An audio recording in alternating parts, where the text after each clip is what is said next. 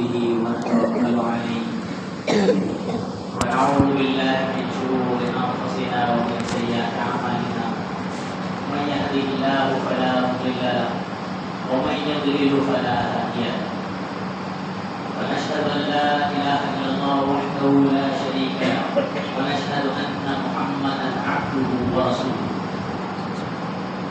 يا أيها الذين آمنوا اتقوا الله حق تقاته ولا تموتن إلا وأنتم مسلمون يا أيها الناس اتقوا ربكم الذي خلقكم من نفس واحدة وخلق منها زوجها وبث منهما رجالا كثيرا ونساء واتقوا الله الذي تساءلون به والأرحام إن الله كان عليكم رقيبا يا أيها الذين آمنوا اتقوا الله وقولوا قولا سديدا يصلح لكم أعمالكم ويغفر لكم ذنوبكم ومن يطع الله ورسوله فقد فاز فوزا عظيما أما بعد فإن خير الحديث كتاب الله وخير الهدي هدي محمد صلى الله عليه وسلم وشر الأمور محدثاتها وكل محدثة بدعة وكل بدعة ضلالة وكل ضلالة في النار أعوذ بالله السميع العليم من الشيطان الرجيم من همزه ونفخه ونفسه بسم الله الرحمن الرحيم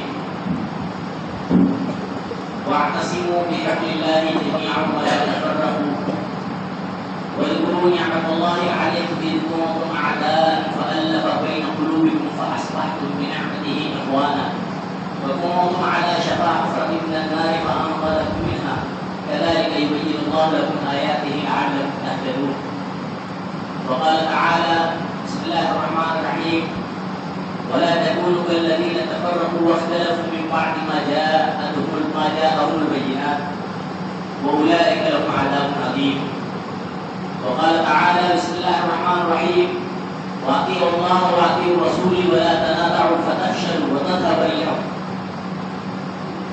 وجاء في الحديث عن أبي هريرة رضي الله عنه قال قال رسول الله صلى الله عليه وسلم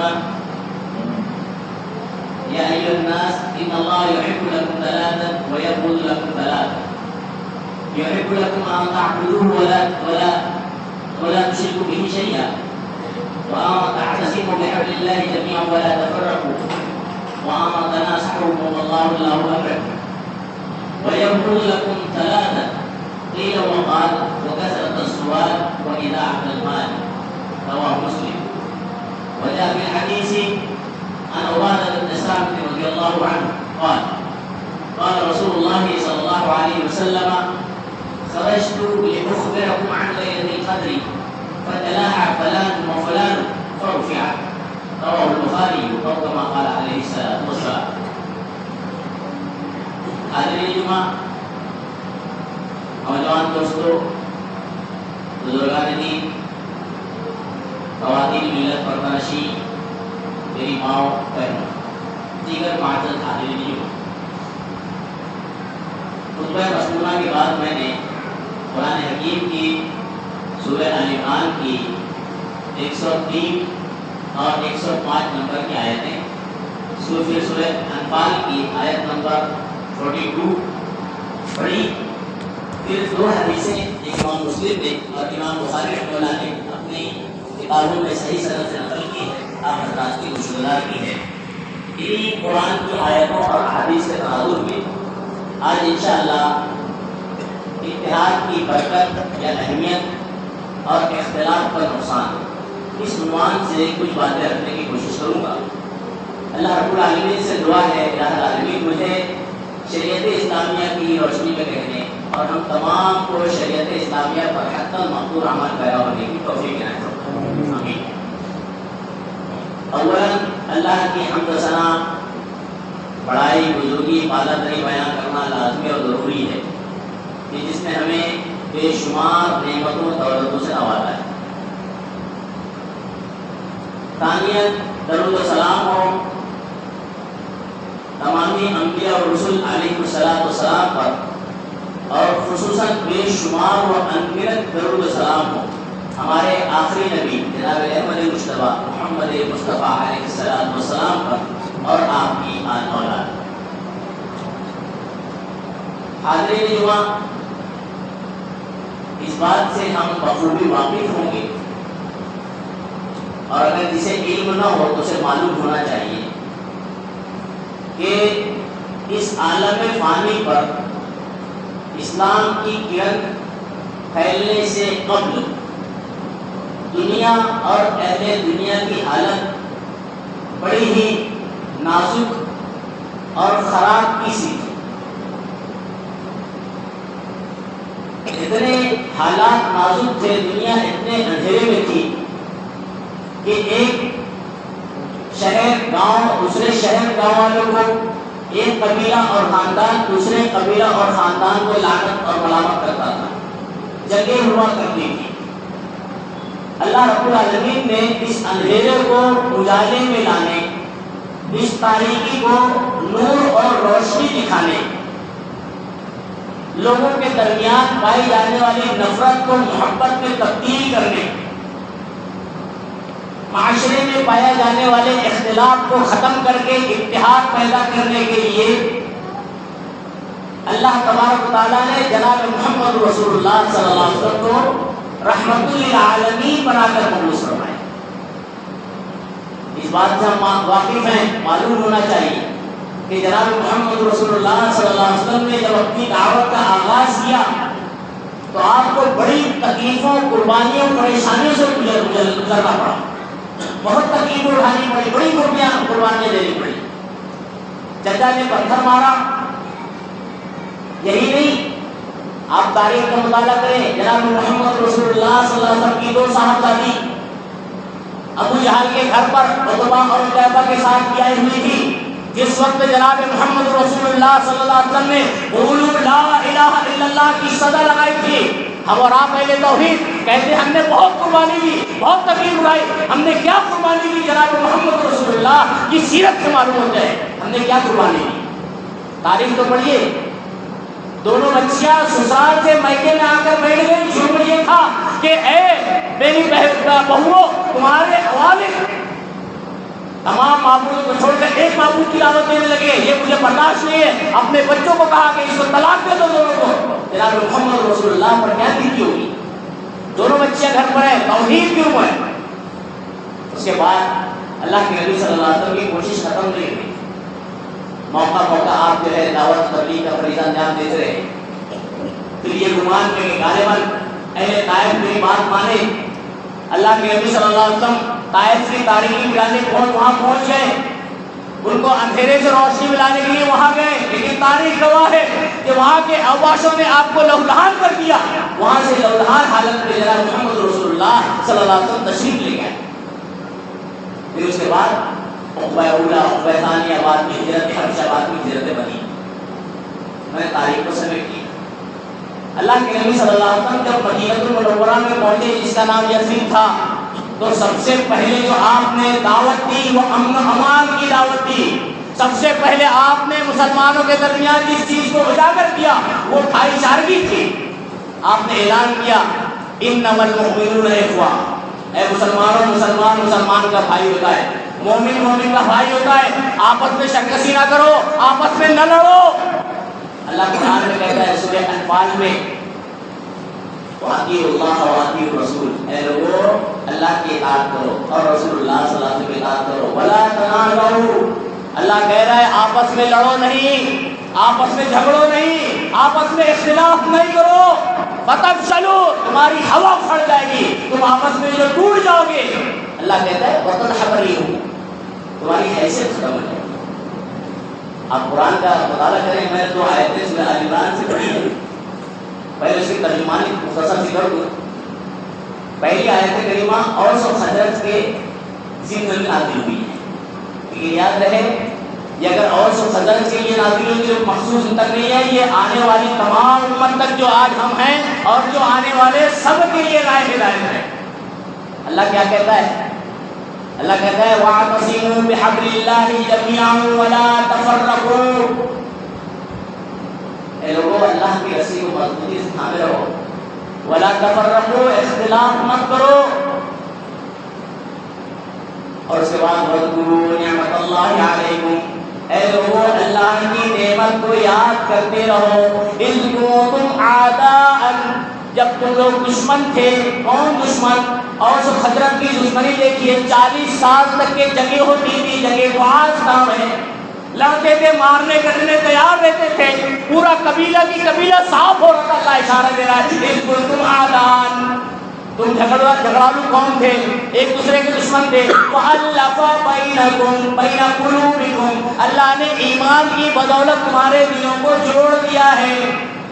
تھوڑی دیر کے لیے اہل خلد آباد، خصوصاً اہل توحید کتاب و سنت والے اس آیت کو اپنے اوپر پک کر کے دیکھیں، پوری اترے گی پوری آیت، اس کنتم اعداء فالف بین قلوبکم، اللہ نے ہمارے دلوں کو صرف ایمان کے لیے جوڑا ہے۔ چند سال پہلے ایک دوسرے کو پہچانتے نہیں تھے، اللہ نے قریب کیا ہے ایمان کی دولت ہوئی، شرک سے ہم نے توبہ کیا ہے۔ بات سمجھ رہے ہیں؟ وَأَلَّفَ بَيْنَ قُلُوبِكُمْ فَأَصْبَحْتُمْ بِنِعْمَتِهِ إِخْوَانًا، اللہ کہتا ہے اللہ نے اپنی نعمت سے، اپنی رحمت سے اے اہل خلد آباد تمہیں بھائی بھائی بنا دیا ہے۔ اہل اوس و خزرج کی طرف اشارہ ہے، آپ اپنے اوپر لیتے چلے جائیں۔ پھر اللہ رب العالمین کہتا ہے اہل کتاب کی طرف اشارہ کرتے ہوئے ہمیں اپنے اوپر بھی لینا چاہیے، امت محمدیہ کو سبق سیکھنا چاہیے۔ اللہ کہتا ہے وَلَا تَكُونُوا كَالَّذِينَ تَفَرَّقُوا وَاخْتَلَفُوا مِن بَعْدِ مَا جَاءَهُمُ الْبَيِّنَاتُ، اے لوگوں ان لوگوں کی طرح نہ ہونا جن کے پاس اللہ کی بینات آئی تھی، نشانی آئی تھی، دلائل آئے تھے، اختلاف کر بیٹھے۔ پھر اللہ کہتا ہے وَأُولَٰئِكَ هُمُ الْعَادُونَ، اختلاف کے نتیجے میں اللہ تعالیٰ یہ اس آیت ہمیں بہت بڑا سبق دیتی ہے۔ پھر ایک حدیث بھی سنتے چلیں، حضرت ابو ہریرہ رضی اللہ عنہ کی حدیث ہے، بیان کرتے ہیں کہ جناب محمد رسول اللہ صلی اللہ علیہ وسلم نے فرمایا، کیا نبی کریم صلی اللہ علیہ وسلم فرماتے ہیں کہ اللہ رب العالمین اے مسلمانوں تم سے 3 چیزیں پسند کرتا ہے اور اللہ کو 3 چیزیں ناپسند ہیں۔ یحب لکم ان تعبدوہ ولا تشرکوا بہ شیئا، کہ اللہ پسند کرتا ہے کہ تم اللہ کی ہی بندگی کرو، اس کے ساتھ کسی کو شریک اور ساتھی مت ٹھہراؤ، پہلے جیسا کرتے تھے ویسا مت کرو، اللہ کو یہ پسند ہے، عبادت خالص اللہ کی کرو۔ وَأَن تَعْتَصِمُوا بِحَبْلِ اللَّهِ جَمِيعًا وَلَا تَفَرَّقُوا، اللہ کی رسی کو مضبوطی سے تھامے رہنا، اختلاف مت کرنا اللہ پسند کرتا ہے۔ وَأَن تَنَاصَحُوا وَاللَّهُ أَمْرَكُمْ، اللہ نے جو تمہارے درمیان صاحب امر بنایا ہے، جس کو تمہارا ذمہ دار بنایا ہے، اس کے بارے میں خیر خواہی اختیار کرتے رہنا، اس کے بارے میں حسد، اس کے بارے میں جلن، اس کے بارے میں کبر اپنے اندر داخل مت کرنا۔ پھر اللہ رب العالمین کی چیز ناپسند کرنا ہے۔ وَيَقُولُ لَكُمْ ثَلَاثًا قِيلًا وَقَالًا، بلا وجہ کا قیل قال، کثرت السوال، جانکاری کے بعد بھی بلا وجہ سوال کرنا اللہ ناپسند کرتا ہے۔ وَإِذَا أَتَى الْمَالُ، بلا وجہ کا مال کا اسراف اللہ ناپسند فرماتا ہے۔ مسلمانوں سے دعوت دی جاتی ہے، مسلمانوں کو جناب محمد رسول اللہ یہ پیغام دے رہے ہیں۔ حضرت عبادہ بن ثابت سے راوی حدیث حضرت امام بخاری رحمہ اللہ روایت نقل کرتے ہیں، کہتے ہیں کہ نبی کریم صلی اللہ علیہ وسلم نے فرمایا خرجت لأخبركم عن ليلة القدر، میں نکلا تھا تاکہ تمہیں لیلۃ القدر کے بارے میں خبر دوں۔ اللہ رب العالمین کی حکمت، اللہ کی مشیت، اللہ رب العالمین نے جناب محمد رسول اللہ صلی اللہ علیہ وسلم کو پہلے لیلۃ القدر کے بارے میں تائید کر دی تھی کہ لیلۃ القدر اس رات کو ہے۔ آپ دیکھ لیجیے، معلوم یہ ہوتا ہے کہ پہلے تعین کی بات میں تعین اٹھا لی گئی، اب تعین کرنا خلاف سنت ہوگا۔ ایک مسئلہ آج ہمارے معاشرے میں 27 کو طے کر دیتے ہیں، نہیں، خلاف سنت ہے۔ اللہ کے نبی صلی اللہ علیہ وسلم کہہ رہے ہیں خرجت لأخبركم عن ليلة القدر، لیلۃ القدر کی خبر مجھے بتائی گئی تھی، میں تمہیں بتانے نکلا تھا۔ وَتَلَاحَ فُلَانٌ وَفُلَانٌ، 2 لوگ لڑ رہے تھے، پھر میں ان کو چھڑانے لگا، لڑائی دور کرنے لگا، اور رفعت، اللہ کی حکمت، اللہ نے اس خبر کو اٹھا لیا۔ اس کے بعد جناب محمد رسول اللہ صلی اللہ علیہ وسلم دوسری جگہ بیان کرتے ہیں اے لوگوں پھر اسے تم 5 لاکھ راتوں میں تلاش کرو۔ معلوم یہ ہوا کہ اختلاف کا نتیجہ یہ ہوتا ہے کہ اہم خبر ان سے ہوئی۔ اتحاد بڑا اہم ہے اور اختلاف بڑا نقصان ہے۔ اس کو سمجھ لیجیے، اتحاد طاقت اور قوت ہے اور اختلاف رسوائی، ذلت، تباہی کا پیش خیمہ ہے۔ اور یہ ہم تاریخ سے بھی لے سکتے ہیں, اس عالم فانی سے بھی سبق لے سکتے ہیں. اس کے مفردات اور مرکبات ہمیں سبق سکھاتے ہیں کہ اتحاد کی برکت ہے, اختلاف کا نقصان ہے. جیسے مثال کے طور پہ میں نے ایک کپڑا پہنا, آپ نے بھی کپڑے پہنے, یہ تانے بانے سے مرکب ہے نا, تانا بانا مل کر بنا ہوا ہے, نہیں تو اس کی حیثیت پہلے روئی کی تھی. اگر آپ اس کپڑے میں سے تانے کو الگ کر دیں, بانے کو الگ کر دیں, تو اس کی حیثیت کپڑے کی نہیں رہ جاتی ہے.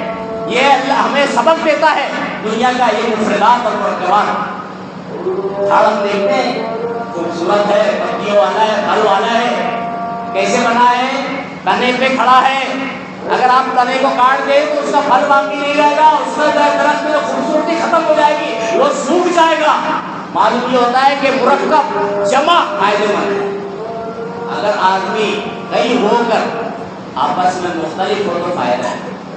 جیسے مثلا کئی 100 سے 200 لوگ کا مجمع ہو اور وہ مجمع آپس میں مختلف ہو, ایک دوسرے کی رائے مختلف ہو, تو مجمع کہلائے گا نہیں کہلائے گا, اس کی طاقت ختم ہو جائے گی. وہ سنگل فرد کہلائے گا کیونکہ وہ 100-200 لوگ آپس میں مختلف ہیں. لیکن اگر جہاں پر وہی 100-200 لوگ آپس میں متحد ہو تو وہ 200 لوگوں کا 100 لوگوں کا ایک مجمع کہلائے گا. یہ اتحاد کی برکت اور اتحاد کا فائدہ ہے. اختلاف کا نقصان یہ, اور آپ کو معلوم ہونا چاہیے اختلاف سب سے پہلے کب ہوا تھا, آپ جانتے ہو. قرآن کا مطالعہ کریں آپ کو ملے گا. سورہ صاد میں اللہ نے نقل کیا ہے, سورہ قصص میں تذکرہ ہے, سورہ بقرہ میں اشارہ ہے. سب سے پہلا اختلاف اللہ کے درمیان اور شیطان کے درمیان.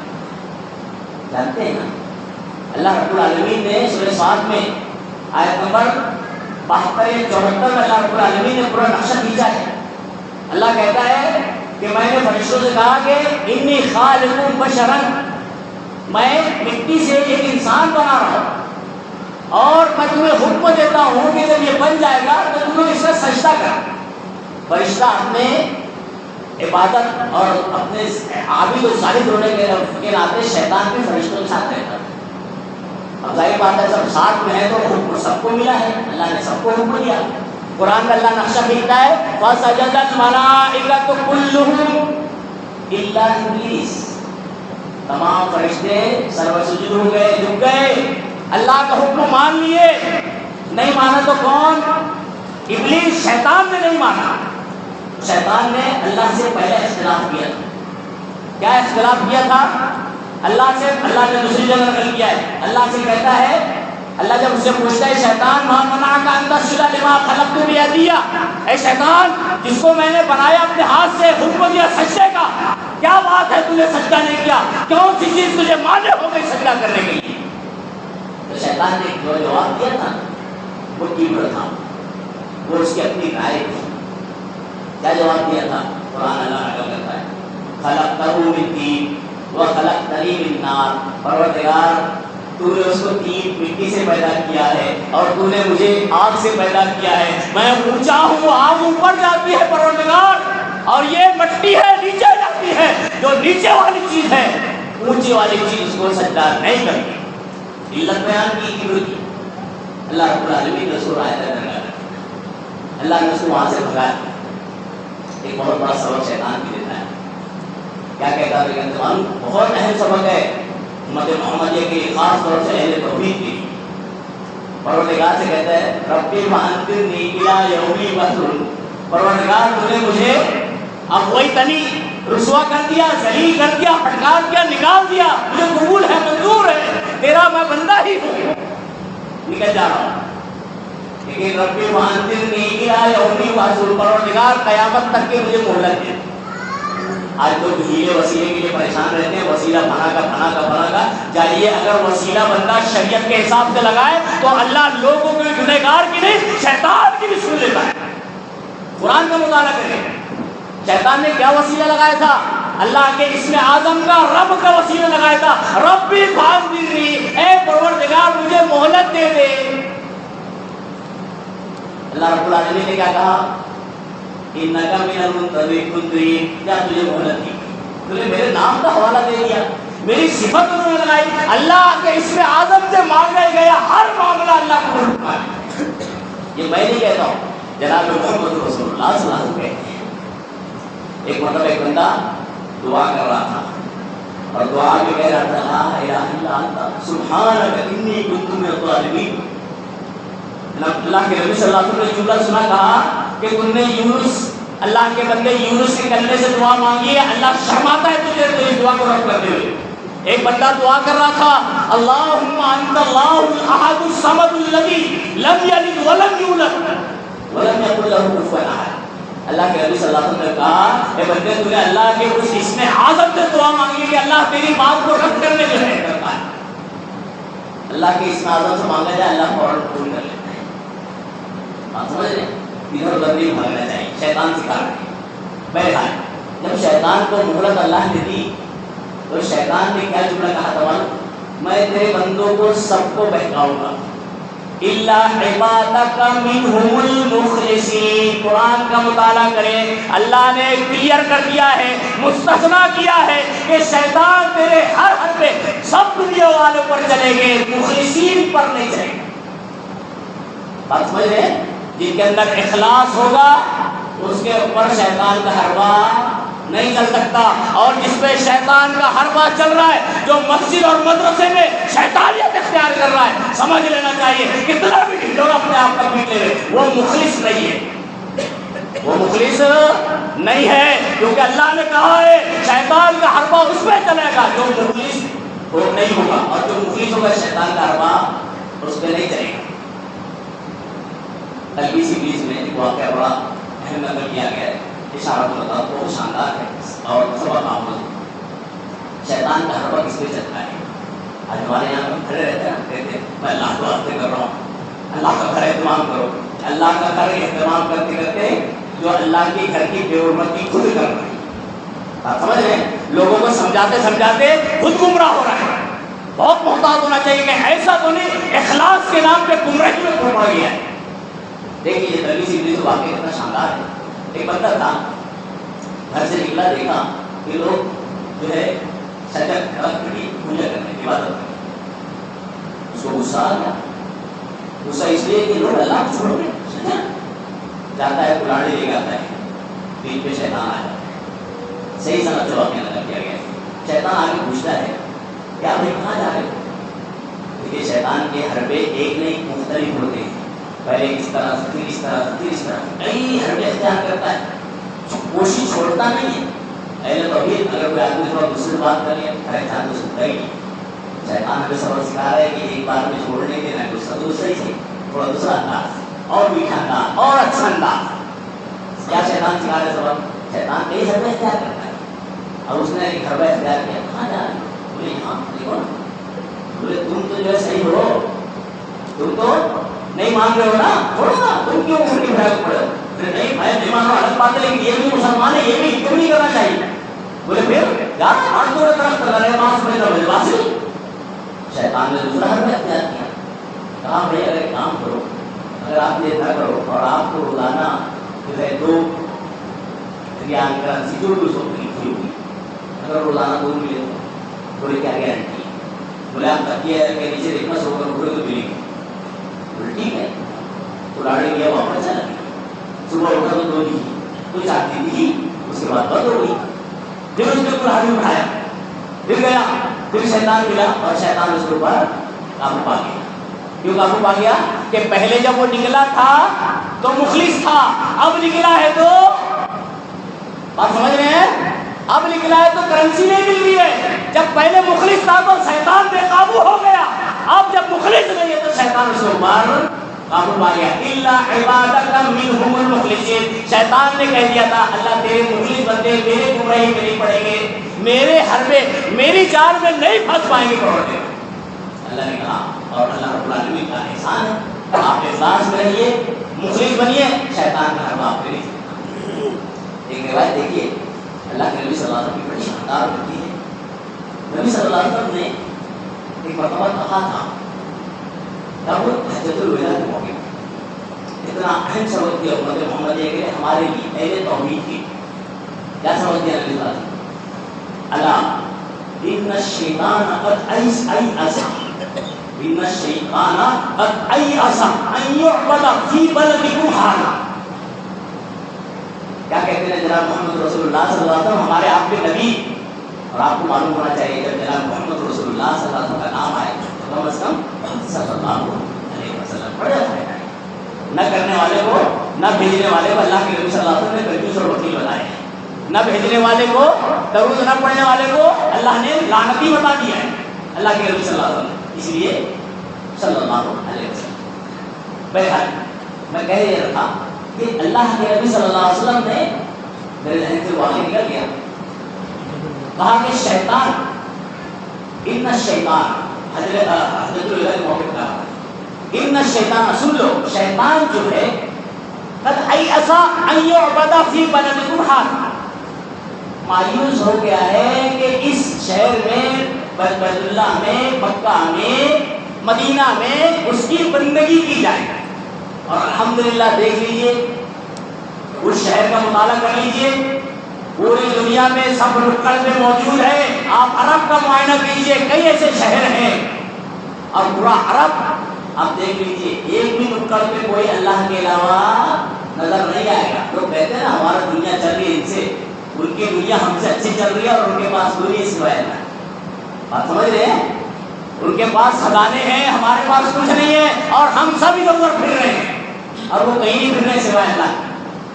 اللہ کے نبی صلی اللہ علیہ وسلم نے فرمایا تھا کہ شیطان اس شہر میں اللہ کی اپنی بندگی سے مایوس ہو جائے گا. تھوڑی دیر کے لیے اس حدیث کو اپنے اوپر لے رہے ہیں. شیطان اہل توحید کو شرک و بدعات میں مبتلا کرنے سے مایوس ہو جائے گا اور ہو گیا ہے الحمدللہ. لیکن جناب محمد رسول اللہ صلی اللہ علیہ وسلم نے کہا تھا کہ لیکن جو چیزیں تم چھوٹی چھوٹی سمجھتے ہو نا شیطان اس پہ تو اس معاملے میں تم پر قابل آئے.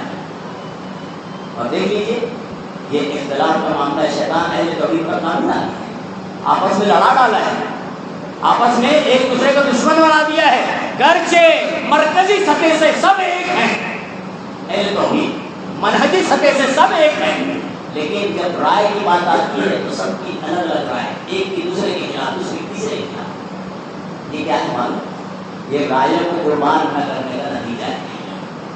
تھوڑا سا تاریخی سطح سے آتے ہیں تاریخ کا مطالعہ کریں گے سب لے حضرت عمر بن خطاب رضی اللہ عنہ امیر المؤمنین ہے اور قادسیہ میں ایران کا حصہ ہے.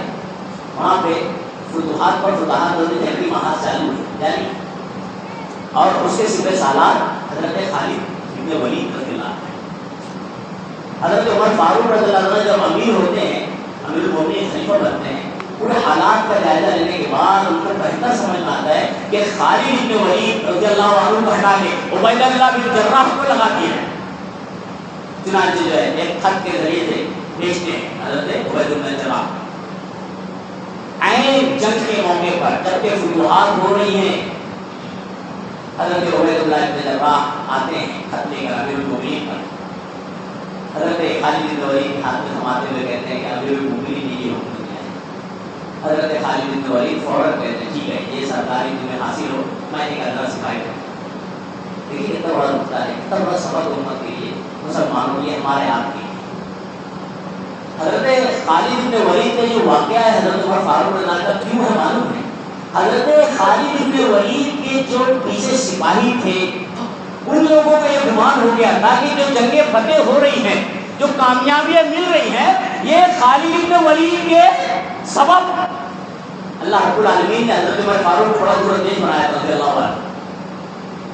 لوگوں کے اندر بدگمانی پیدا ہو گئی تھی. آج ہمارے یہاں پہ بھی کچھ لوگ جو ہے متوجہ مسجد ہوتے ہیں سوچتے ہیں یا نہیں بھی ہوتے ہیں تو سوچتے ہیں مسجد کا معاملہ مدرسے کا معاملہ مجھ سے ہی چل رہا ہے. اللہ رب العالمین چلاتا ہے ایک نہیں تو دوسرا دوسرا نہیں تو تیسرا. بدگمانی میں مبتلا نہیں ہونا چاہیے. حضرت خالد رضی اللہ عنہ بدگمانی میں مبتلا نہیں تھے. ان کے ماتحت جو سپاہی تھے وہ ان میں سے اکثر لوگ یہ بدگمانی میں مبتلا تھے. حضرت عمر رضی اللہ عنہ بدگمانی کرتی درندشی کرتی لگی انہوں نے حضرت عبید بن جراح کو وہاں پر لا کے کھڑا کر دیا. دیکھیے ہمارے اسلام کہتے ہیں نا جب اخلاص ہو تقویٰ ہو تو پھر انا کی جو معاملہ ہے نا انا کوئی معاملہ کوئی معنی نہیں رکھتا. جب اخلاص ہوگا تو انا کی قربانی ہوگی اور جب انا میں آئے گا تو اخلاص کا جنازہ نکل جائے گا. یہ طے بات ہے. نام نہیں کماؤں. حضرت خالد بن ولید جب اپنے خیمے میں گئے تو ان کے جو ماتحت سپاہی تھے کافی تھے, ہزاروں میں نہیں اور نہیں کہتے لاکھوں میں تھے. انہوں نے کہا کہ خالد بن ولید آپ ایک کام کریں, بغاوت کریں. آج ہمارے معاشرے میں نا میٹنگ ہوتی ہے تو میٹنگ سے پہلے چیٹنگ ہوتی ہے, سمجھ رہے ہیں؟ سمجھے کیا بولنا چاہتا ہوں میں؟ کہیں میٹنگ ہونے والی ہے بھائی, کسی کو ذمہ داری دینا ہے تو میٹنگ سے پہلے چیٹنگ ہوتی ہے کہ بھائی طے کر لو کس کو دینا ہے. میٹنگ بعد میں ہوتی ہے, اور میٹنگ کے بعد بھی پھر ایک میٹنگ ہوتی ہے, وہ بغاوت اور شکست ہوتی ہے. بات سمجھ رہے؟ میٹنگ سے پہلے میٹنگ یہ چیٹنگ ہے, اور میٹنگ کے بعد میٹنگ یہ بغاوت سرکسی ہے. یہ ہمارے یہاں پہ ہے. دیکھ لیجیے کوئی ذمہ داری اور معاملہ ہے کسی کو دینا ہے تو پہلے میٹنگ سے پہلے میٹنگ, بعد میں پھر جب ہو جائے گا معاملہ طے, اب سب نے متعین کر لیا ہے اکثریت سے رائے سے, اب اس کے بعد باہر پھر میٹنگ ہو رہی ہے. یہ بغاوت بہرحال ہمارے اخلاق میں یہ چیز نہیں تھی. حضرت خالد کو جب لوگوں نے کہا خالد بن ولید رضی اللہ عنہ کو آپ ایک کام کریں ایسا کریں, تو کیا سبق کیا تھا معلوم ہے؟ حضرت خالد بن ولید نے تاریخ پڑھیں, بہت بڑا سبق ہے, سنہرے الفاظ سے مورخین نے لکھا اور لکھا جانا چاہیے. یہ جملہ ہمارے لیے ہے جو اپنے آپ کو خاص طور سے ذمہ دار کہتے ہیں مسجد و مدرسے کا, ان کے لیے. کیا کہہ رہے تھے معلوم؟ یہ لوگوں انی لا اقاتل فی سبیل عمر, لوگوں میں عمر فاروق کے راستے میں قتال نہیں کر رہا ہوں, ولکنی اقاتل فی سبیل رب عمر, میرا مقصد عمر فاروق کے رب کے راستے میں قتال کرنا ہے. اور عمر فاروق کا میرا رب کا اعلان ہے کہ امیر کی اطاعت کرنا ہے. یہ ہمارے اسلاف کا طرز عمل ہے. آنا نہیں آنا چاہیے. میں اس جناب محمد رسول اللہ صلی اللہ علیہ وسلم بہت چڑھتے تھے. ایک حدیث بتاؤ, اللہ کے نبی صلی اللہ علیہ وسلم کے گھر پر ایک صحابی ہے, کم عمر صحابی تھے, 10 تک. نبی کریم صلی اللہ علیہ وسلم اللہ سے پوچھتے ہیں کون, تو کہتے ہیں میں. کیا کہتے ہیں؟ میں. امام دہلوی میں نے صحیح سند سے آئے ہیں. تو نبی صلی اللہ علیہ وسلم سے کہتے ہیں, وہ کہتے ہیں میں. نبی صلی اللہ علیہ وسلم کہتے ہیں میں تو میں بھی ہوں, میں تو میں بھی ہوں, تیرا میں تیرے پاس رکھ, نام بول. جناب محمد رسول اللہ میں سے چھوٹے تھے, اور جب معاشرے کے اندر کسی بھی مرحلے میں مسلمانوں میں خاص طور سے انا اور میں آئے گی تو معاملہ تباہی کے جہانے میں چلا جائے, بندہ معاملہ بگڑ جائے گا, اور بگڑ رہا ہے. امت کا شیرازہ بکھر رہا ہے. یہ میں نہیں کہہ رہا ہوں, اللہ رب العالمین نے قرآن میں کہا ہے, جیسے کہ میں نے سورہ انفال کی آیت پڑھی تھی نا, لوگوں اللہ کی رسول کی اطاعت کرو اور آپس میں اختلاف مت کرو, ایک دوسرے کی ٹانگ مت کھینچو, تمہاری خبر پڑ جائے گی. امت کی آج دیکھا جائے اکثر سطح پہ, عمومی سطح پہ, بین الاقوامی سطح پہ, تو امت کی ہوا اکھڑی ہوئی ہے. کیوں ہوا اکھڑی ہے؟ آپس میں امت متحد نہیں ہے. 54 ممالک ہے, کتنے؟ 54, لیکن امت کے کہیں ہے اثر و رسوخ؟ نہیں. اکثر بیشتر ہے, کہیں اثر و رسوخ ہے؟ نہیں. اس کی وجہ یہ کہ ہمارے اندر امت محمدیہ میں اللہ کی اطاعت باقی نہیں ہے, رسول کی اطاعت باقی نہیں ہے, اخلاص باقی نہیں ہے. اس وقت تو اللہ کا تقویٰ, اللہ کی اطاعت, رسول کی اطاعت اور اخلاص ہمارے دلوں میں آ جائے گا, ہمارا بھی ان کا اثر و رسوخ ہے. کہتے ہیں نا, شاعر کہتا ہے خدائے قدر پیدا کر, فرشتے تیری نصرت کو اتر سکتے ہیں گردوں سے, قطار اندر قطار اب بھی. اگر آج بھی مسلمان اپنے اندر فضائے بدر پیدا کر لیں, صحابہ کرام جیسا ایمان پیدا کر لیں, آج بھی فرشتے ہماری مدد کر دیں. لیکن پہلے پیدا تو کریں, پہلے اپنے آپ کو سدھاریں تو صحیح, اپنے آپ کا اصلاح تو کریں. ہمارے اخلاق بہت محتاط ہوا کرتے ہیں. دیکھ لیجیے حضرت علی کا واقعہ ملتا ہے رضی اللہ عنہ. ایک مرتبہ جو ہے ایک مجرم کو سزا دے رہے تھے, سزا باقی تھی, مجرم کے دوران سزا حضرت علی رضی اللہ عنہ کے اوپر تھوک دیا. ابھی سزا باقی تھی نا, حضرت علی نے جب دیکھا کہ یہ میرے اوپر تھوک دیا اس نے, تو باقی سزا بھی چھوڑ دی, آگے نہیں سزا دی. لوگوں نے پوچھا امیر المومنین سزا باقی ہے؟ کہنے لگے امیر المومنین حضرت علی امت محمدیہ کو ہمیں آپ کو سبق دے رہے ہیں. امت محمدیہ, اے مسلمانوں, اے اہل توحید سمجھو. کیا کہتے ہیں معلوم؟ اب تک کہ میں اس کو سزا دے رہا تھا اللہ کی خوشنودی کے لیے, اب تک کہ میں اس کو جو سزا دے رہا تھا، اللہ کی خوشنودی مقصد تھی، اس نے مجھے اب تھوک دیا ہے، ہو سکتا ہے میرے نفس میں میری نفس کا بدلہ آ جائے، میں اپنی ذات کے لیے بدلہ نہیں لے سکتا۔ آج ہمت سمجھتی نہیں، آج ہم سمجھ نہیں رہے، ہر معاملے کو اپنی ذات چلاتے ہیں، جبکہ ہر معاملے کو اللہ کی خوشنودی چلانا ہے۔ یہ حضرت علی جب آپس میں اتحاد ہوگا نا، فائدہ کیا ہوتا ہے دیکھیں گے۔ تاریخ ہوا ہے حضرت علی ابن طالب رضی اللہ عنہ اور حضرت معاویہ ابن سفیان رضی اللہ عنہ، امیر معاویہ جانتے ہیں نا، حضرت امیر معاویہ یہ کاتب وحی ہے، نبی کریم صلی اللہ علیہ وسلم پر جب وحی نازل ہوتی ہے نا تو کتابت کرنے والوں میں حضرت امیر معاویہ بھی ہے۔ اب کوئی ایرا گہرا اٹھ کر حضرت معاویہ رضی اللہ عنہ کی بات کرے، امیر معاویہ کے بارے میں یا کسی بھی صحابی کے بارے میں اگر کوئی انگشت نمائی کرے تو ہمیں یہ سوچنا چاہیے کہ یہ صرف حضرت امیر معاویہ کو تانا تشریح نہیں کرنا ہے، یہ اس کو ٹارگیٹ نہیں کرنا ہے، ان کے پیچھے اس کا مقصد جناب محمد رسول اللہ کی احادیث اور اللہ کا کلام قرآن ہے۔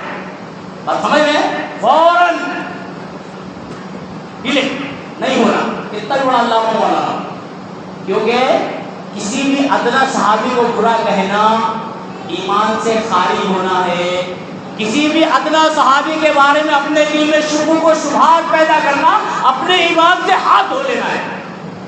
اعتراض کرنے سے پہلے سوچنا چاہیے، دل میں وسوسہ لانے سے پہلے سوچنا چاہیے کہ اللہ نے قرآن میں کیا کہا ہے، رضی اللہ عنہم ورضوا عنہ، پروردگار نے کہا ہے، اللہ نے قرآن میں 1 سے 2 مرتبہ کہا ہے کہ اللہ ان سے راضی ہو گیا، وہ اللہ سے راضی ہو گئے، اللہ نے سرٹیفکیٹ دے دیا تمام صحابہ سے اللہ راضی۔ جب اللہ راضی ہو گیا تو پھر ہم ایسے ایرے متھو ٹھہرے کے پیچھے پڑھ کر اللہ رب العالمین کے راضی کو ناراضی میں بدلنے کی کوشش کریں گے؟ اس سے محتاط رہنا چاہیے نوجوانوں کو، خاص طور پر نوجوان طبقہ جو ہے ایسے لوگوں کے پیچھے بہت دوڑنے لگتا ہے، اور علماء کی پھر تحقیق، استادوں کی تحقیق، فقہاء کی تحقیق، دیکھ لیجیے محدثین کی تحقیق، مورخین کی تحقیق، یہ سب تحقیق اشارہ ہوتا ہے کہ دھیرے سے وہ احادیث کی تحقیق، دھیرے سے وہ اللہ کے کلام کی تحقیق، رسول اللہ صلی اللہ علیہ وسلم کی تحقیق، سب آ جائے گا، استاد سے شروع ہوگا اللہ اور رسول تک پہنچے گا، یہ طے ہے۔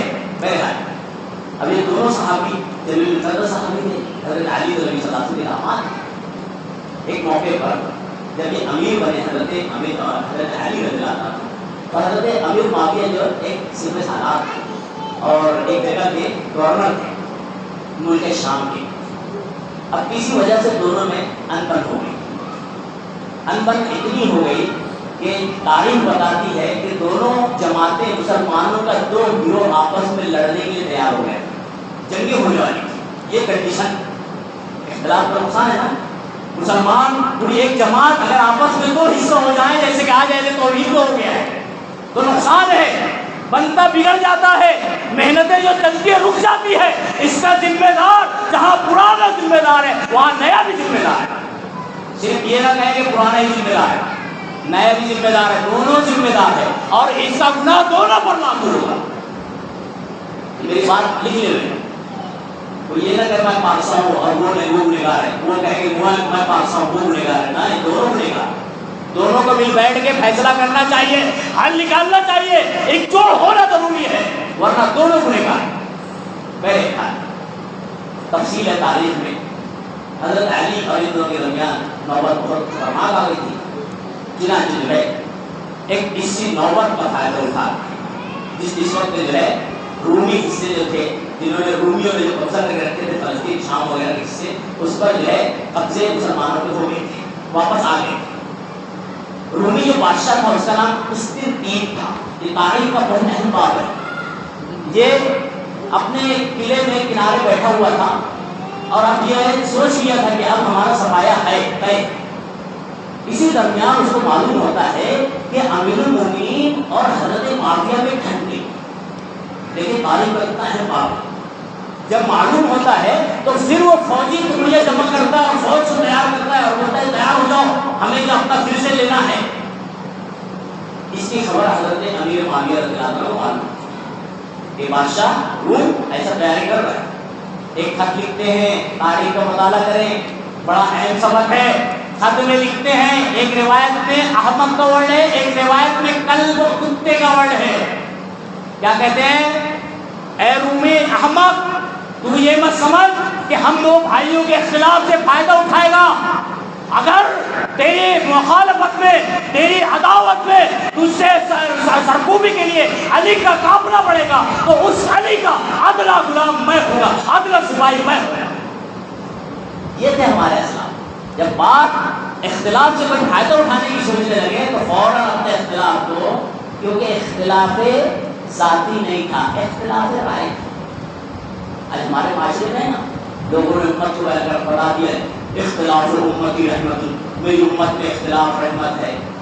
اگر یہ رحمت ہوتا ہے، یہ غلط حدیث ہے، یہ بے بنیاد موضوع حدیث. اگر رحمت ہوتا ہے اختلاف میں تو جناب محمد رسول اللہ صلی اللہ علیہ وسلم اللہ سے دعا نہیں کرتے تھے پروردگار مجھے 3 چیزیں عطا کر، اے پروردگار میری قوم پہ قحط لائے، میری امت پہ قحط لائے. اللہ رب العالمین نے قبول کر لیا. اے پروردگار میری امت نیچے سے اوپر سے ایک ساتھ پوری ختم نہ ہو جائے. اللہ نے کہا قبول ہے. اے پروردگار میری امت میں اختلاف نہ ہو. اللہ نے کہا قبول نہیں ہے. اگر اختلاف رحمت ہوتا تو جناب محمد رسول اللہ دعا نہیں کرتے اختلاف ختم ہونے کے لیے. اللہ نہیں کہتا واعتصموا بحبل اللہ، اللہ نہیں کہتا کہ اتحاد پیدا کرو، اللہ اختلاف کو فائدہ بناتا. اللہ کے نبی صلی اللہ علیہ وسلم یہ نہیں کہتے تھے میرے اس سے پہلے 72 فرقوں میں بدلی امتیں، آپ جو ہے میری امت کی لخر میں بدلے گی اور ہر ایک جہنم میں جائے گا سوائے ایک جماعت. ایک اللہ کے نبی صلی اللہ علیہ وسلم نے اشارہ کیا نا، اگر اختلاف فائدے مندی ہوتا تو نبی صلی اللہ علیہ وسلم نے کلام اور اللہ کا کلام. آپ سمجھ رہے ہیں یہ بات معاشرے کے اندر بلا وجہ من گھڑت داخل کی گئی ہے تاکہ اپنی چودراہٹ قائم رہے، پنڈتائی مسلمانوں میں جاری رہے. بس اسی لیے علماء نے یہ چیز معاشرے میں داخل کی. لوگ تحقیق نہیں کرتے، مولانا صاحب کہتے ہیں اختلاف تو صحابہ کے دور سے تھا. ارے بھائی صحابہ کے دور سے جو اختلاف تھا وہ اختلاف رائے تھا. کتنی دلیلیں چاہیے آپ کو؟ جناب محمد رسول اللہ صلی اللہ علیہ وسلم کا جب انتقال ہوا، اب میں انتقال کہوں تو لوگوں کے کان کھڑے ہو جاتے ہیں. ارے اللہ رب العالمین جب انتقال کہہ رہا تو میں کیوں نہ کہوں؟ اللہ کے بندے حضرت ابوبکر انتقال کہہ رہے تو میں کیوں نہ کہوں؟ پھر انتقال نہیں ہوا تو پھر کیا ہوا؟ نہیں پردہ کر رہے ہیں، نہیں وصال ہوا ہے. یہ سب کیوں کہا جاتا ہے معلوم ہے؟ جس کو پردے کے پیچھے سے لانا رہتا ہے نا وہ کہتے ہیں پردہ کر رہے ہیں، ہے نا. ہر موقع پہ اللہ کے نبی آ رہے ہیں، خواب میں آ رہے ہیں، یہاں آ رہے ہیں، وہاں آ رہے ہیں، جلسہ ہو رہا ہے، بڑا سا اجتماع ہو رہا ہے، اللہ کے نبی آ گئے تھے. تو جس کو پردے کے پیچھے سے لانا رہتا ہے وہ کہتے ہیں پردے. جس کو جو ہے نبی کو بار بار بلانا رہتا ہے وہ کہتے ہیں وصال کرتے ہیں. اللہ کے نبی صلی اللہ علیہ وسلم وصال نہیں کرتے. ایک اشارہ بتا دوں، وصال کسے کہتے ہیں؟ وصال کا معنی ہے لو چمک دیتے ہیں. لو چمک یا کوئی چیز ایسے لے لیجیے جیسے ہے، اب اس میں ٹوٹ جائے یہ حصہ، بات نہیں جب اس میں جڑ جائے، اس میں جڑ جائے تو اس کو کہتے ہیں وصال. یعنی یہ اشارہ بتانا چاہتے ہیں کہ اللہ کے نبی نعوذ باللہ من ذالک ثم نعوذ باللہ اللہ کا حصہ تھے، ٹوٹے تھے دنیا میں کے بعد میں. غلط. اللہ کے نبی صلی اللہ علیہ وسلم کا انتقال ہوا. آپ سمجھ رہے ہیں؟ جبھی تو صحابہ کرام نے نماز جنازہ پڑھی تھی نا، جبھی تو صحابہ کرام نے تنظیم کی تھی نا. اگر انتقال نہیں ہوتا تو نماز جنازہ کیوں پڑھی گئی؟ انتقال نہیں ہوتا تھا آپ کی تفسیر کیوں عمل نہ ہے؟ آپ سمجھ رہے ہیں؟ بہرحال انتقال ہوا تو اختلاف بہت صحابہ کرام کو ابھرا تھا. اختلاف کیوں ابھرا تھا کہ بھائی امیر کون بنے. بہت اختلاف ہونے لگا. ایک صحابی تھے باہر آگے بتاتے ہیں نبی کریم صلی اللہ علیہ وسلم کا میں نے فرمان سنا ہے، امت محمدیہ کے لیے بہت بڑا سبق ہے. اختلاف ہونا طے ہے، اختلاف ہوگا، لیکن اختلاف کا خاتمہ اگر متقی اور پرہیزگار ہے، اللہ سے ڈرنے والا مسلمان ہے، کسی بھی مسلک کا ہے، اگر اللہ سے واقعی ڈرنے والا ہے تو اپنے اختلاف کو یا تو اللہ کے کلام سے حل کرے یا تو جناب محمد رسول اللہ صلی اللہ علیہ وسلم کی حدیث سے حل کرے. اگر ان دونوں سے حل نہیں کرتا ہے، اختلاف کو برقرار رکھتا ہے تو وہ جھوٹا مسلمان ہے. یہی سب صحابہ کرام سے سبق ملتا ہے. جب اختلاف ہو تو کیا کہا؟ ایک صحابی نے آتا ہے، اے لوگوں اردو سنو، لڑو نہ. میں نے جناب محمد رسول اللہ صلی اللہ علیہ وسلم کی حدیث لی ہے، الائمۃ من قریش، امام جو ہوگا قریش کا ہوگا، پورا اختلاف خلاص. اللہ کے نبی کی حدیث ہے اختلاف خلاص. اس کے بعد پھر اختلاف ہوا. دیکھیے حضرت عمر فاروق رضی اللہ عنہ مشہور واقعے ہیں. کوئی کہے گا اگر محمد رسول اللہ کا انتقال ہوا تو گردن سر سے زمین پہ آ جائے گی. اس کنڈیشن میں کھڑے تھے غصے میں. اللہ کے حضرت عمر فاروق رضی اللہ عنہ کا ہضم نہیں ہو رہا تھا کہ اب کیسے ہمارے درمیان اللہ کے نبی کوئی بول ہی نہیں سکتا. صحیح سمجھتے ہیں بھائی. حضرت ابوبکر صدیق رضی اللہ عنہ کو خبر لگی کہ عمر یہ کنڈیشن میں بڑے جلالی تھے، اگر جا کر مانا کرتے بجائے ماننے اور غصہ ہوتے تھے. حکمت ضروری ہے. یہ بھی سبق ملتا ہے کہ کوئی آدمی غصے میں ہے تو اس کو جگہ پہ نہیں جا کے ختم، اس کا غصہ ٹھنڈا کیا تھوڑا حکمت سے، اچھے اخلاق سے. اگر غصے میں غصے کو ختم کرنا چاہے تو غصہ ختم نہیں ہوتا ہے، مزید بڑھ جاتا ہے، شیطان آ جاتا ہے نا. بہرحال حضرت ابوبکر صدیق رضی اللہ عنہ نے ممبر پہ خطبہ جو ہے تشریف لے کے گئے اور اس کے بعد خطبہ دیا. خطبے میں آپ نے قرآن کی آیت پڑھی وما محمد الا رسول قد خلت من قبلہ الرسل افإن مات أو قتل انقلبتم على أعقابكم. یہ جب آیت پڑھی اس کا معنی ہوتا ہے محمد رسول اللہ ایک رسول تھے، اس سے پہلے بھی بہت سے رسول آئے گزر گئے، اگر ان کا انتقال ہو جاتا ہے، شہید ہو جاتے ہیں تو کیا تم لوگ اپنے پاؤں کے بل ہٹ جاؤ گے؟ جب حضرت عمر فاروق نے یہ بات سنی کہتے ہیں ایسا لگتا ہے یہ آیت کریمہ آج نازل ہوئی ہے. آپ سمجھ رہے ہیں اختلاف خاص. حضرت عمر فاروق رضی اللہ عنہ دیکھیں کئی باتیں ہیں، کئی واقعات ملتے ہیں صحابہ کرام سے، ایک نہیں سینکڑوں واقعات ملتے ہیں کہ صحابہ کرام کا طریقہ کار اللہ کی بات آنے کے بعد اختلاف ختم، رسول کی حدیث آنے کے بعد اختلاف ختم. امت کا معاملہ بات اس کے برعکس ہے. ہمارا اختلاف کہاں سے شروع ہوتا ہے؟ اللہ کی بات سے لے کر شروع ہوتا ہے، اللہ کے نبی صلی اللہ علیہ وسلم حدیث کو لے کر شروع ہوتا ہے نا. ایک مولوی صاحب لے کے حدیث اپنے پڑھے ہوئے یہ تحقیق نہیں کرتے، لوگوں کو بتاتے نہیں کہ حدیث صحیح ہے، لوگوں کی گائیڈنگ نہیں کرتے کہ قرآن میں اللہ یہ آیت اس مقصد سے نہیں اتارا ہے. مولوی صاحب گھڑوں میں سے کہہ دیتے ہیں اذا قرأ القرآن فاستمعوا له وانصتوا، جب قرآن پڑھا جائے تو چپ رہو، خاموش رہو. کس کے لیے بولتے تھے سورہ فاتحہ مت پڑھو. مولوی صاحب کو بتانا چاہیے اب تو نماز مدینے میں آئی، ہجرت کے بعد آئی نا. آپ نے معراج سے سفر کیا تھا، اگر آخر وقت میں آئی مکی زندگی میں بھی اس کے بعد نماز آئے، یہ آیت کریمہ ابتدائی مکی زندگی کی ہے. یعنی اللہ رب العالمین نعوذ باللہ ابس کلام بھیجے گا، پہلے کلام بعد میں مسئلہ، کبھی نہیں. یہ اسلام ہے، یہ حقانیت کی دلیل ہے، پہلے مسئلہ بعد میں دلیل. یہ آیت پہلے نازل ہو گئی تھی، نماز سے معمول میں بعد میں آیا تھا. بات سمجھ رہے ہیں نا؟ تو اللہ رب العالمین ایسی بات نہیں کہے گا. یہ آیت دوسرے دن میں نازل ہوئی تھی، علماء نے مولوی نے اپنے ایک بائے دو کو سنانے کے لیے لوگوں کو گمراہ کر کے اللہ کے کلام کے ذریعے سے. ہمارا اختلاف کہاں سے شروع ہو رہا ہے؟ اللہ کے کلام سے. نعوذ باللہ. اگر ایسا ہوگا امت میں امت تباہی کی کہانی مل ہے اور وہ نہیں. بہرحال کہنے کا مقصد یہ ہے کہ مسلمانوں کو آپس میں متحد اور متفق رہنا چاہیے، خاص طور سے اہل توحید بڑا محتاط رہنا چاہیے، ہمیشہ اختلاف سے بچنا چاہیے، اور خاص طور سے جب کسی مدرسے کا معاملہ ہے تو بہت محتاط ہونا چاہیے. کیا تربیت اللہ کے نبی صلی اللہ علیہ وسلم نے دی معلوم ہے؟ آپ غور کریں، ایک بدبو آ کر پیشاب کر دیتا ہے، واقعی آپ نے باہر کا سنا ہوگا، مسجد میں پیشاب کر دیتا ہے. یہ اس طرح سے اللہ کے نبی صلی اللہ علیہ وسلم نے امت کو چھوٹے بڑے ہر ایک کو سبق دیا ہے کہ مسجد میں اگر کوئی بندہ چھوٹا ہو یا بڑا اگر کوئی غلطی کر رہا ہے تو اس کو سدھارنے کا طریقہ یہ جناب محمد رسول اللہ بتائے. نہ یہ کہ گالی گلوچ کر کے مار کے سدھارا جائے، یہ طریقہ جناب محمد رسول اللہ کا نہیں ہے. اگر کوئی ایسا کرتا ہوگا مسجد و مدرسے اس کو ہاتھ توبہ کر لینا چاہیے. اللہ کے گھر کی بڑی اہمیت ہے اس کی. اگر آپ نے بلند آواز میں بلا وجہ چیخا بھی تو آپ کے عمل ضائع ہو سکتے ہیں. شور کرنے کا اللہ نے منع کیا ہے. وَأَنَّ الْمَسَاجِدَ لِلَّهِ فَلَا تَدْعُوا مَعَ اللَّهِ أَحَدًا. اللہ کہتا ہے اللہ کا گھر اللہ کی مسجدیں ہیں، اللہ کے علاوہ اللہ کی عبادت کے علاوہ دیگر کوئی کام نہ کیا جائے. بات سمجھ رہے ہیں؟ کیا تربیت دی تھی؟ وہ بدو آیا اس نے پیشاب کر دیا، بدو مانے نہیں آتی پیشاب کر دیا. صحابہ کرام بھائی بات جلالی تھی نا، فوراً دوڑے اس کے لیے مسجد میں لاکھ میں پیشاب. جناب محمد رسول اللہ صلی اللہ علیہ وسلم، یہ اسلام ہے. سارے گرام کو یہی بڑی تھا، اللہ رب العالمین گائیڈنگ کر رہا تھا جناب محمد رسول اللہ صلی اللہ علیہ وسلم. نہیں یہ طریقہ نہیں، رکو پہلے اس کو اطمینان سے پیشاب کر لیں. دیکھ لیجیے اللہ اکبر، یہ اسلام ہے. آج 1400 سال کے بعد تحقیق ہو رہی ہے، ٹیکنالوجی آ رہی ہے، سائنس دا بتا رہے ہیں، ڈاکٹر سے بتا رہے ہیں اگر ایک بندہ پیشاب کرتے کرتے روک دے پیشاب اس کو جلدی بیماری بھی ہوتی ہے، پیٹ کی بیماری بھی ہو جاتی ہے. اللہ اکبر. آپ سمجھ رہے ہیں؟ اللہ کے نبی صلی اللہ علیہ وسلم اس وقت 1400 سال پہلے کوئی ٹیکنالوجی نہیں، صحابہ کرام کو روکتے نہیں، پیشاب مکمل کر لیتے. بات سمجھ رہے ہیں؟ نہیں تو بیماری بڑھ جائے گی نا، بیمار ہو جائے گا بندہ.